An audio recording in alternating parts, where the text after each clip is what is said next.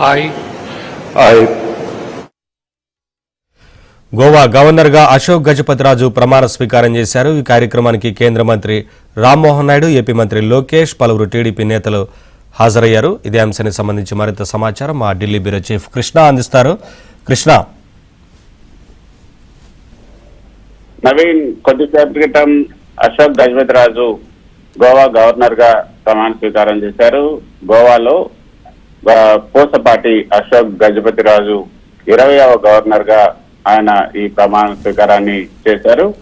ఆయన గవర్నర్ నియామకాన్ని రాష్ట్రపతి ద్రౌపది ముర్ము జూలై 14వ తేదీన ప్రకటించారు. ఈ రోజు ఉదయం 11:30 గంటలకు పనాజీలో ఉన్నటువంటి రాజ్ భవన్ లో అధికారిక ప్రమాణ స్వీకార కార్యక్రమం జరిగింది.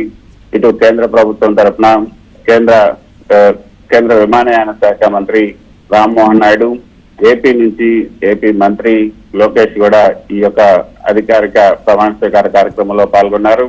ముఖ్యమంత్రి డాక్టర్ ప్రమోద్ సావంత్ కూడా ఈ కార్యక్రమానికి హాజరయ్యారు. ఇది గవర్నర్ కు సంబంధించి ఏదైతే గతంలో మనం చూసాం, ఆయన ఎంపీగా టీడీపీ ఎంపీగా ఉన్నప్పుడు ఆయనకు కేంద్ర ప్రభుత్వంలో కేంద్ర కేబినెట్ లో కూడా స్థానం కల్పించారు. కేంద్ర విమానయాన శాఖలో కూడా ఆయన విమానయాన శాఖ మంత్రిగా ఉన్నారు.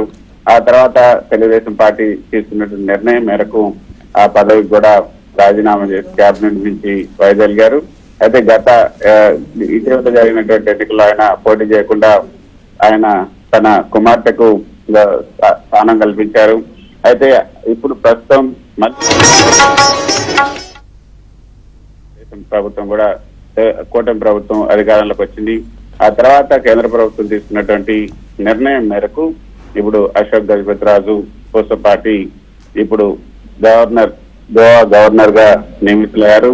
విజయనగరం సామ్రాజ్యంలో ఏదైతే వారసత్వం కలిగినటువంటి రాజ కుటుంబానికి చెందినటువంటి వ్యక్తి ఆయన గవర్నర్ గా నియమించడం ఒక గౌరవంగా అందరూ కూడా భావిస్తున్నారు. ఆయన కెరీర్ కూడా మనం చూసుకుంటే 1978లో మొదట జనతా పార్టీ తరఫున విజయనగరం అసెంబ్లీ నుంచి విజయవంతంగా గెలుపొందారు. తర్వాత టీడీపీలో చేరడం 1982-83లో, ఆ తర్వాత ఎమ్మెల్యేగా, తర్వాత 2014 నుంచి 2018 వరకు కూడా కేంద్ర కేబినెట్ లో కూడా స్థానం సంపాదించారు. 2018లో ఆంధ్రప్రదేశ్ ప్రత్యేక విభజన జరిగినప్పుడు కూడా ఆయన టీడీపీ వెంటే ఉన్నారు. తర్వాత ఈ రోజు గవర్నర్ గా రాజ్భవన్ లో ఏదైతే ఆయన పదవి బాధ్యతలు స్వీకరించడం కూడా కేంద్ర సంబంధించినటువంటి మంత్రులు, రాష్ట్రానికి ఇటు తెలుగు రాష్ట్రాలకు సంబంధించినటువంటి నేతలు అందరూ కూడా ఈ ప్రమాణ స్వీకారానికి హాజరై ఆయనకు అభినందనలు కూడా తెలియజేశారు.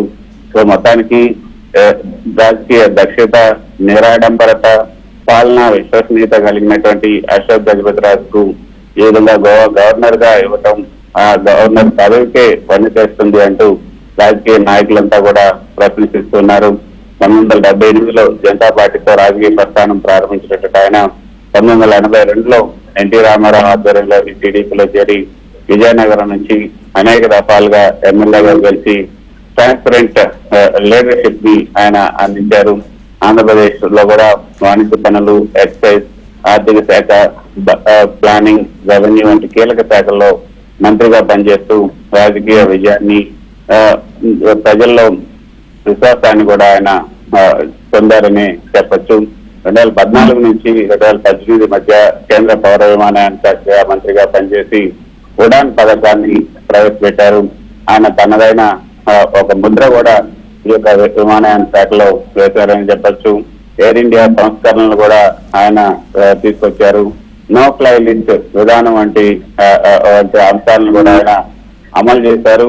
ఆంధ్రప్రదేశ్ కి ప్రత్యేక హోదా ఇవ్వకపోవడంపై కేంద్రంలో ఏదైతే టీడీపీ తీసుకున్నటువంటి నిర్ణయం మేరకు ఆయన తన మంత్రి పదవికి రాజీనామా కూడా చేయటం మనం చూసాం. సమాజ సేవలో ఆయన మించిన వారు లేరు.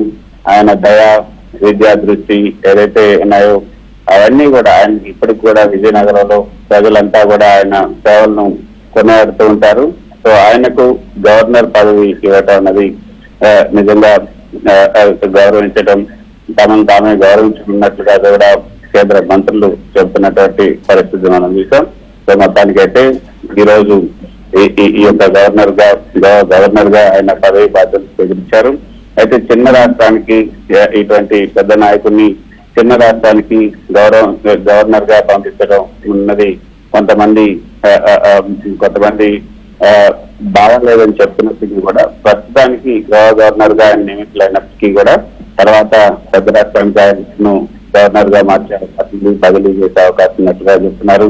మనం గతంలో మిజోరాంకి ఏపీకి చెందినటువంటి హరిబాబు, ఖమ్మంపాటి హరిబాబును మిజోరాం గవర్నర్ గా పంపిన తర్వాత కొన్ని 1-2 సంవత్సరాల తర్వాత ఆయన మళ్ళీ ఇప్పుడు ఒరిస్సా గవర్నర్ గా మార్చినట్లుగా మరి త్వరలోనే ఆయన వేరే పెద్ద రాష్ట్రానికి కూడా గవర్నర్ గా మార్చే అవకాశం ఉంది, బదిలీ చేసే అవకాశం ఉన్నట్లుగా చెప్తున్నారు.